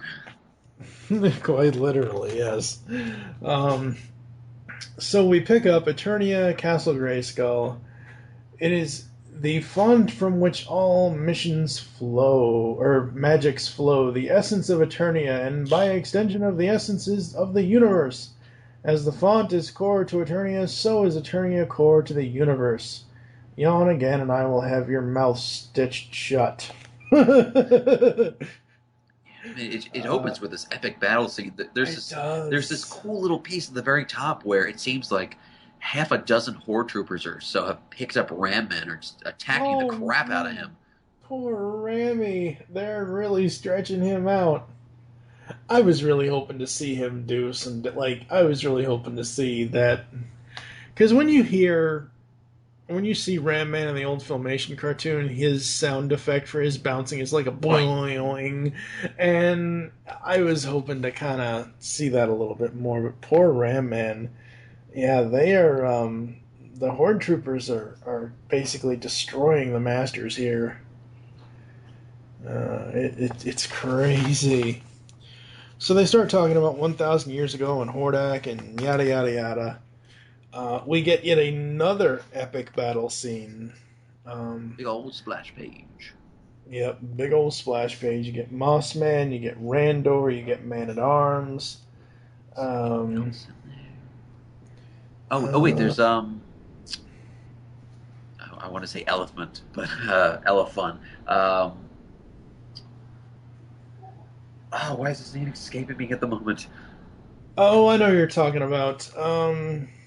Crap, the firefighter. Snout Spout. There we go. And the title of the story is Once Upon a Time. Geffen is on the script, Mahan is on the art, Catherine Lano is on the colors. So this art is all Mahan as far as the art styling. So none of this back there and is, forth. yeah, instead of the back and forth. And there's Stratos. And the Horde troopers have a couple of the Eternian guards, and so we hear all this story about Etheria. Eternia's dark mirror became home. Its people came to know Hordak as Lord. Thus was I born to power. Thus was I born to share Lord Hordak's craving for vengeance. Now do you begin to understand? Dun dun dun. And now she's back in the cell on the floor, but that's also because Tila is just bleeding out everywhere. Mm-hmm. Yep. So this whole opening monologue was Adora. And they had to pull a Star Trek line, didn't they? Now you know why resistance is futile. Oh, Trekkies.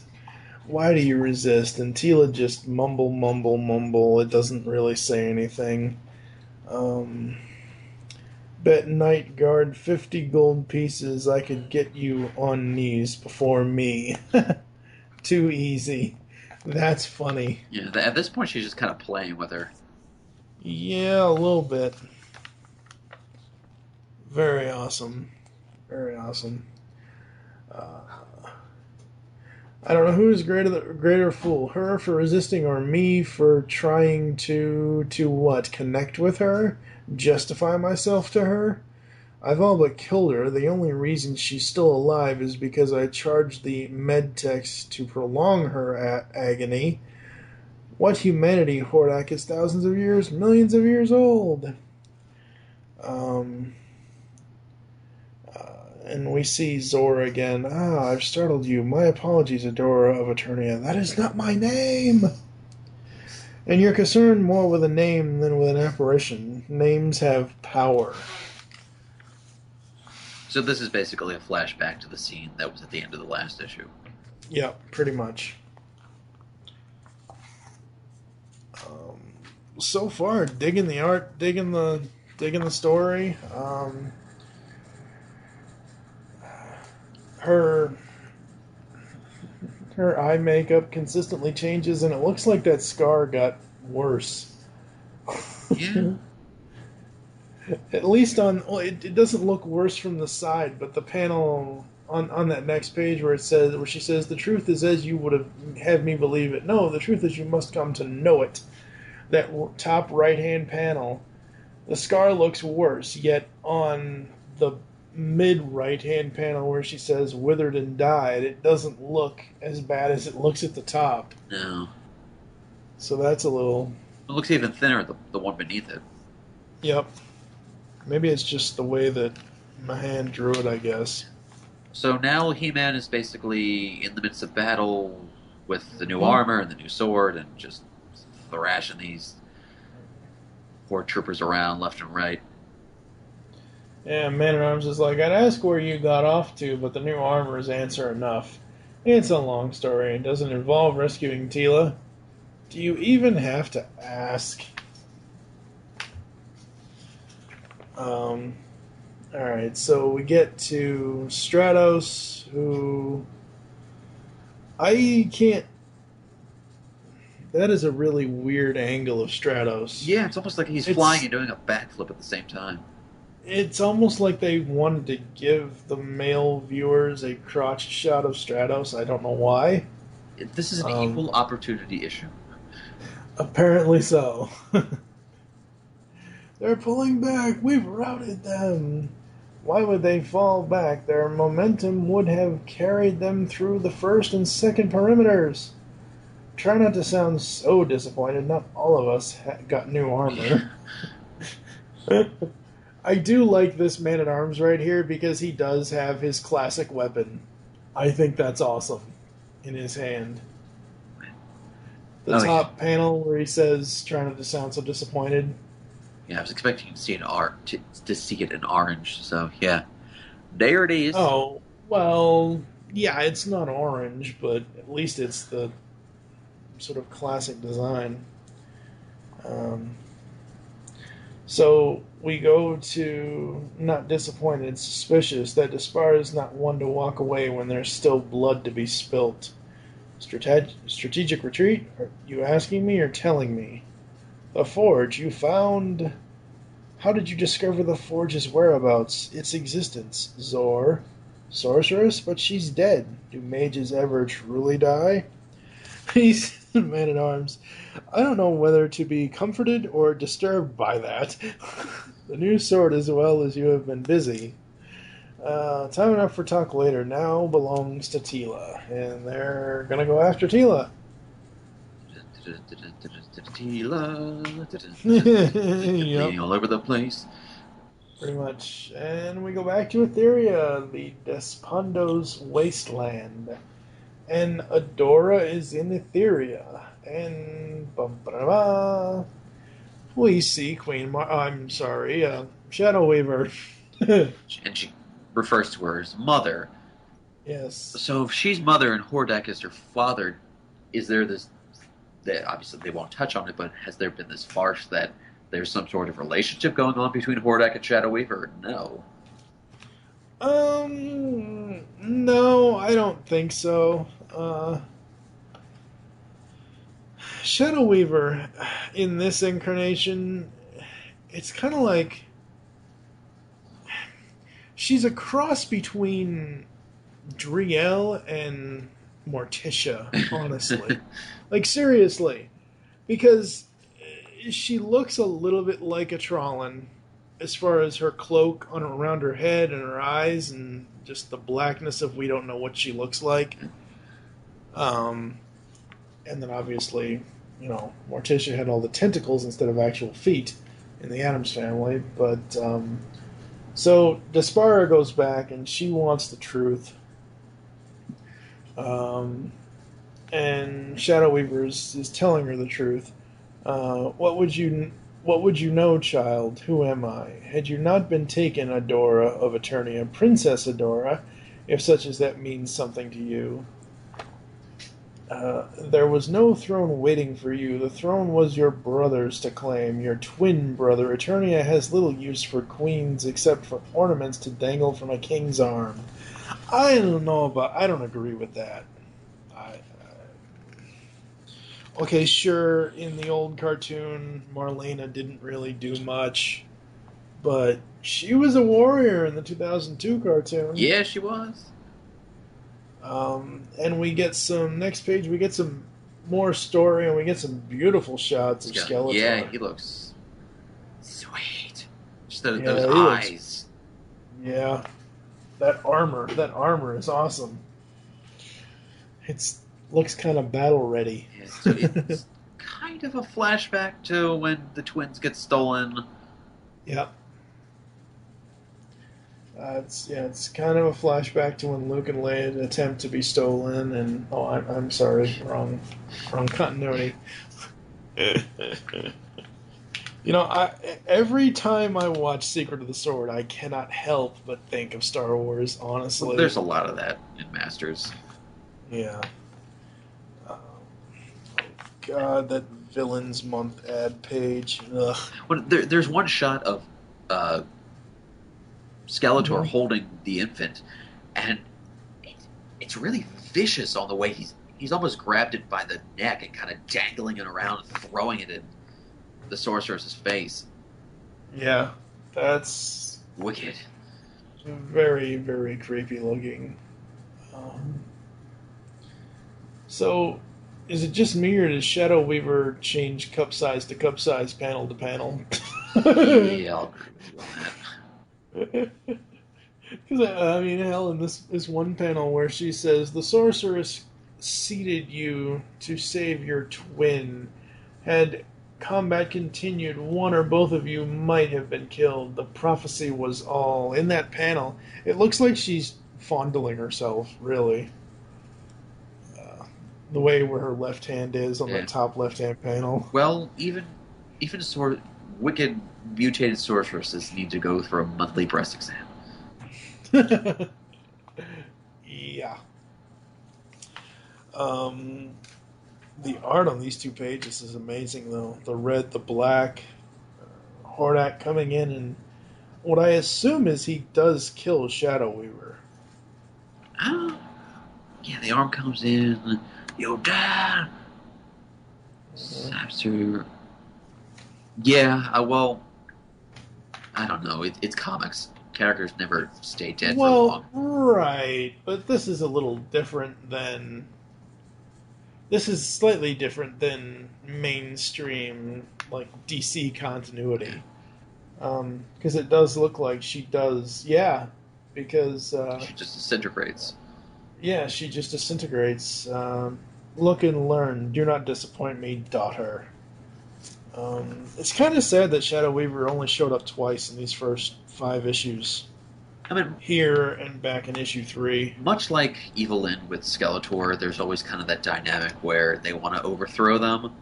So, she could be back at some point. She could be, yeah. We get back to He-Man and Mechanic, and they're searching for Teela. Because now she's been taken to one of the Horde camps and she's been healed. Yeah. And is no longer wearing her potato sack, but a brown bikini, basically. And then punches the crap out of Adora. Yeah, pretty much.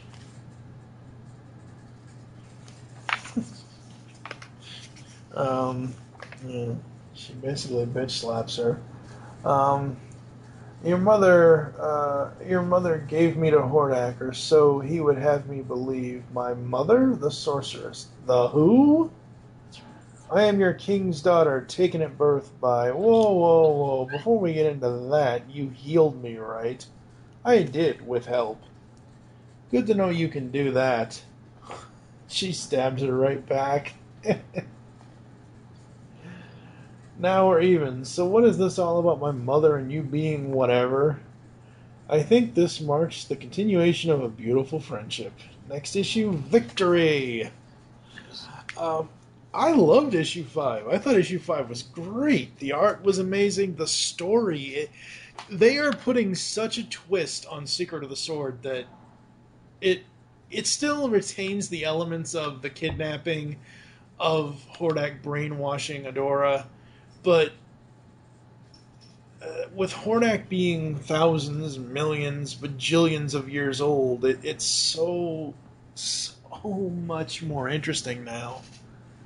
I mean, do you think with Shadow Weaver, because there's this change of hers from evil to good, it seemed pretty quick. So do you think by Shadow Weaver, quote unquote, dying, it kind of broke all those seals on her mind?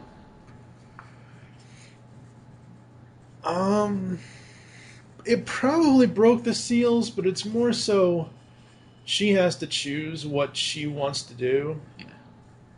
I mean, it's not like they could have sent He-Man to Etheria with, a jeweled, hilted sword. Right. And said, hey, look into this sword, listen to the sorceress, and bing, bam, boom. You're She-Ra. So the final issue is issue number 6 that we're going to talk about today. This is the final issue of this arc of the 2013 ongoing He-Man and the Masters of the Universe. Written by Giffen. Art is by Pop Mahan, Axel Jimenez, and Diana Eggia? I don't know. The cover is, Monster Mash Hordak with He-Man and Adora basically fighting against each other. And she has dual swords. Yep. Is that supposed to be a Skeletor homage? I don't know. It looks cool. It looks cool. She also has this amazing Horde breastplate logo. That's awesome. And then the markings under her eyes, of course, have changed again. And her hair is slightly longer. I would say it's slightly shorter, but okay. Oh, you mean yeah, it is. It is a little different, and so is He-Man's. He-Man's hair is a little different too. Yeah. If they rework this Horde armor for her a little bit, she could almost be a female Batman Beyond in Masters of the Universe. Yes, what you mean. And the title on the cover is Sibling Rivalry. And the actual title of the story is Blood Ties. So much for the element of surprise. I don't know. They looked awful surprised to me. So did we. Yeah, well, who expected them to have heat-sensitive motion detectors worked into their armor?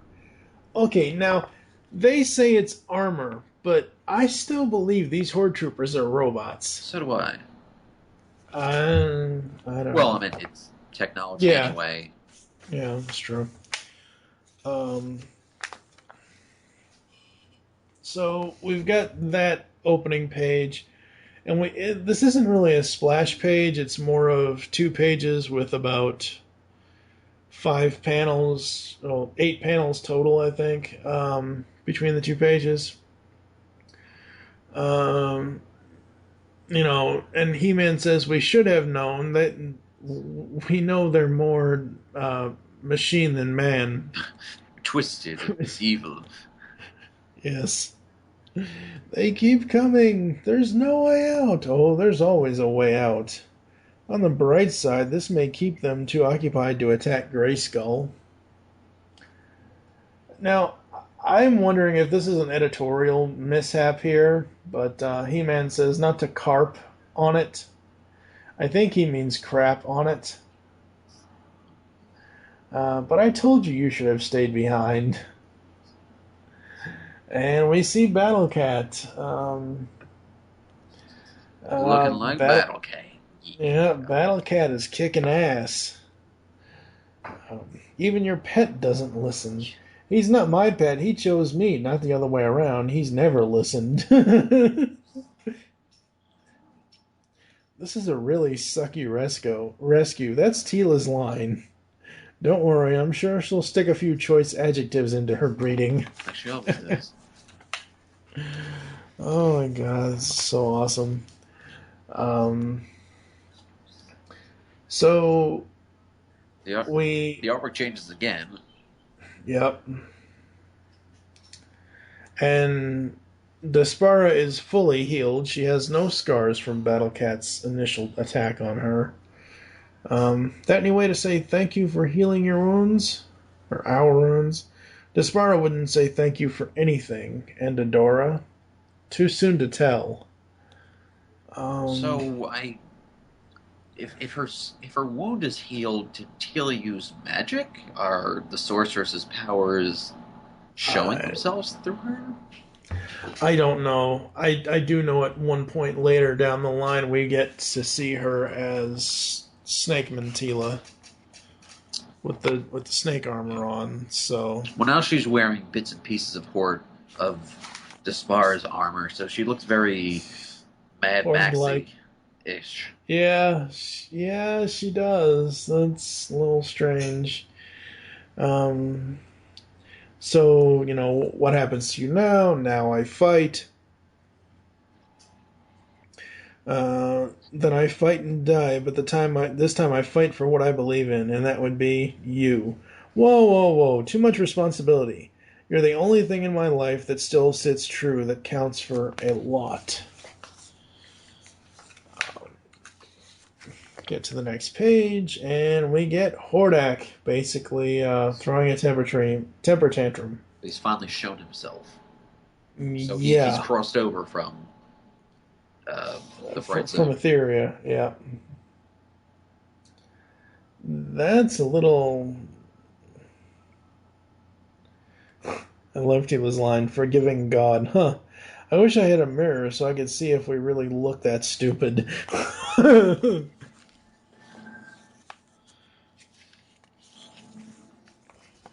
So we get to Hordak says, I think it through, meet whom I do loathe more than any censor before, who stokes my wrath greater than any other. Grayskull the man is dead. You think so?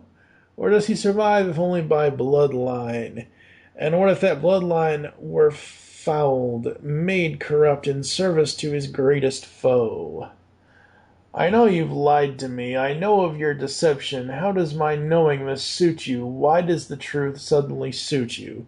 Because you handed me Eternia. You conquered your own. Yours was by the hand the Grayskull legacy was undone. No, it's not over yet. I do love the close-up on Hordak at the bottom right here. As much as I don't like his overall design, I do like that close-up. So what was really preventing him from showing up in the first place? I honestly have no clue. I'm at a loss. I really have no friggin' clue what was preventing him from showing up at all.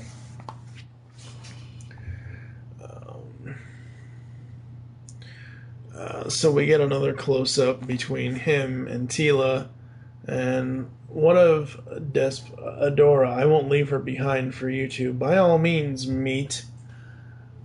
Take out the trash if you've a mind to. Hordak has no further use for it. There's the charm we've all come to know and loathe.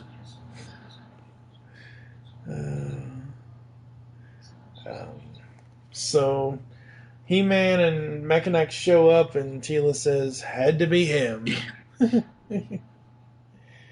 Hordak looks vicious on this next page. Yeah. I mean, He-Man is going after him, but he just looks like the ultimate demon spawn. He-Man's ready to stab him right in the eye from that stance. I wish he would. Yeah, that would be really honestly. That would have been awesome. They've done everything else in this story so far. And Hordak's final line is, Grayskull is no longer a concern. I grant you your freedom. And he destroys the entire castle. Yeah, you'd think it never would happen, but it happened. I'm sure they'll find some way to rebuild it. Dark cavern to find some deep mystical power to all of a sudden. Wrong show. Wait, what? What? We're not talking about Zeo. Oh no! Well, I mean, really, if you really want to think about it, all they have to really do is find 5 keys, reunite 5 lions, and then the castle will really be rebuilt. Well, as it's crumbling, there are different things protruding from it, so it almost looks like maybe another building was coming out, like Hordak was building, had another city coming from it, or was some of their vehicles tearing it apart. I can't quite tell. Right. Yeah, I couldn't tell either. On the next page, we get the price of arrogance, the price of believing that Hordak would trust his hordes to the bloodline of Grayskull. The malign influence of the Fright Zone has spread throughout Eternia. Hollow words, this cannot stand. You may have won the battle, but the war still rages. Eternia is mine. The land, yes, but the people, never.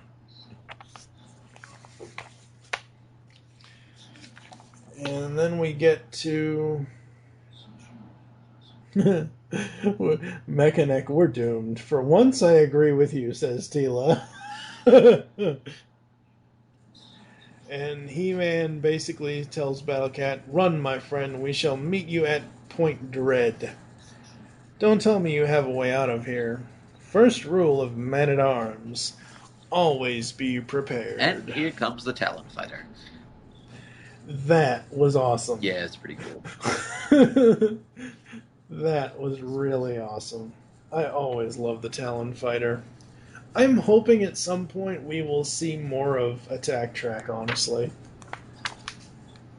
Yeah, but I guess this is the only blatant use of secondary weapon or vehicles so far. Mm-hmm. Yeah. Yeah, that's very true. But I think it's fine. I don't dislike it. I think it's amazing, honestly. It's a nice homage. It's nice that they're incorporating classic kind of elements. We get to Point Dread. Yeah. Now, I thought Point Dread was a piece on Castle Grayskull. I guess in this it's a location.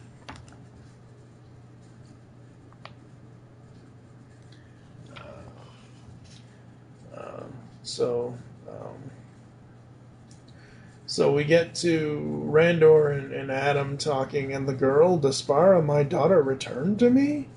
She's not ready yet. There are issues she has to work out. She blames me. She blames herself. Then she is wrong too. She was misled. We were all misled. I could have brought her before you, but it would have been against her will. No, I'll not have her meet me on her knees. What will she do? Whatever she wants for the first time in her life, whatever she wants. At least she's withdrawn her oath to see me dead. Speaking of which, how is Tila? Absolutely love that. She's got a ton. Oh, and Tila's now wearing armor. She's fully clothed for once. Yeah. Awesome. And she has the tiara on. She does? Yeah.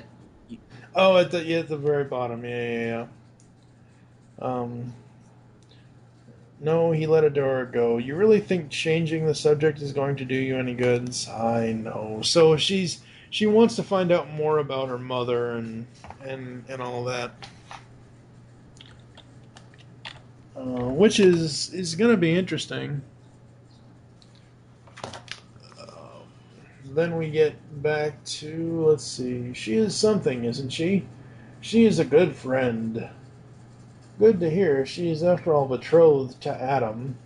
I just hope I'm there when Duncan finally tells her. Now that ought to be quite a spectacle. So you've got Mechanic and Fisto talking back and forth about Tila, and is revealed that she's betrothed to Adam, and she doesn't. Oh my God, no! We saw Fisto, in like the first or second issue, but I think so. Yeah. I mean, he's wearing the same outfit, but this is the first time he looks like Fisto. Like he has that burly kind of forest man, brawny type guy. Because the other one, he looks just kind of pretty boyish with a beard. Now, is this Stratos that comes in, or one of his people? This guy has a new outfit. He doesn't have the helmet or eyepieces or anything like that. Let's see. Fugitives in our own land. Did you think it possible? Every damn day it wasn't a concern. There'd be no masters of the universe. Tolkien, follow him. I'm not sure if it's supposed to be Stratos or not. I assume it is, because we haven't seen any of the other bird people. I mean, not only does he have a new outfit, but the colors are kind of flipped, which is an interesting nod to the toy. Yeah, very much so. So we get to Adora, who is on the edge of a forest, and she's kind of just sitting there, and all of a sudden, it's good to see you survive too. And we have Cringer. What's this now? Not satisfied with nearly ripping my face off? Oh God, Cringer is Optimus Prime. Give me your face. Oh my God. Had a change of heart, have you? This having to do with your master being my brother? Creator's breath, but that still sits awkward in my head. I know what you're thinking, but no, your place is with He-Man, or with the He-Man. I have yet to find my place. And she sends Cringer on his way. I cannot get over how awesome they've made Cringer and Battle Cat in this series. It's absolutely amazing. I do love it. Really, really is. We get back to the Fright Zone on Etheria. Eternia has fallen to Hordak. Soon enough, the power of Grayskull will be Hordak's to wield. A glorious moment. Who in the hell is he talking to? That's what I want to know. These people at the bottom? Yeah, well, we see Catra. And we see Modulok. Okay, Modulok. Alright, I was going to say, that's not Montana. We've seen these kind of zombie people. What if those things are what's inside the Horde Troopers? Mm-hmm. And they're kind of a mix of man and machine. Yeah, that's true. Could be. Well, they did say already that they're more machine than man, but so I guess part of them is a man, and I don't know. Yeah. So I guess we're in another flashback because we go back to the Gardens of Eternia and we see Tila and Adora. And Adora asks her, "What did you bring this time?" It's about two girls who become the bestest friends. See, that's a picture of them there. Oh, they're like us. Ew, they're not. One's all freckly like, and the other's got a big nose. I meant that they're best friends. That's like us, right? Right. Next, what lies within? Well, they show Teal as a child here, and she seems more, or she looks more like a redhead now than a blonde. Yeah. Ugh. It's constant changes. Yeah. Overall, I like number 6. Again, I like all 6 stories overall. I think that's, it's nice that the entire arc kind of had a beginning, really juicy middle, and then an end. Overall, I absolutely loved it. My only concern is I'm really confused with Hordak. I just don't know what's going on with him. We don't know really what his powers are, what his deal is. Yeah. That's true. I really don't have too many complaints about the first 6 issues. I think that it's an amazing start. It's an amazing first arc. It takes stuff that us longtime Masters fans know and kind of flips the script a little bit with it to make it a little bit fresh. I wasn't expecting to have Adora back this fast. I was expecting more of... Kind of a gradual change rather than just kind of like that. Well, it is going to be a gradual change, I do know that, but like I was expecting less of her being revealed in the first arc. I was expecting, more like Despara coming in and doing what she does all the time. But other than that, I absolutely love the first arc. Well, I like what they did with the Despara, but at the same time, she felt a little one-dimensional. Mm-hmm. What do you think of the other characters? Have they kind of gotten them decent as far as the story goes? I'd say so. The only problem, again, they kind of spend most of their time on the same 5 or 6 characters. Where it's like, here's Mechanic, we're just kind of using him as comic relief every once in a while, and then we'll just throw other characters into the background when we feel fit. Yeah. Overall, I'd probably give this 4 out of 5 stars. I'm not gonna rate the issues individually. I'm just gonna rate the entire story arc. As a story arc, I'll give it 4 out of 5 stars. What about you? I'd agree with you on that. I remember the first time reading it through, it felt like it dragged on more, but revisiting it's not doing that. Yeah, absolutely. All right. I honestly have no clue what's coming up with the pullback next. I know that we have some Transformers stuff planned. I'm not sure if that's going to really come to fruition right away. I will say that coming up next, we do have, hopefully, we will have Transformers Mother Meets the Eye Volume 4 review. Later on, we will have some After Darks. Pretty much the next few weeks, because this will come out sometime... This will come out the 3rd week of July, because we're recording it around the 1st week. This will be, after that, going to be a lot of Transformers coverage through August, kind of celebrating 30 years of Transformers, and then maybe later on we'll do some Turtles stuff, and I'm hoping to find the 7-issue Back to the Future miniseries that was out for episode 88, because we all need to go 88 miles per hour at some point in our lives. Where can the people find you online, sir? Well, the people can find little old me on Facebook under A. Das Baron, the A period, Das, D-A-S, Baron, B-A-R-O-N.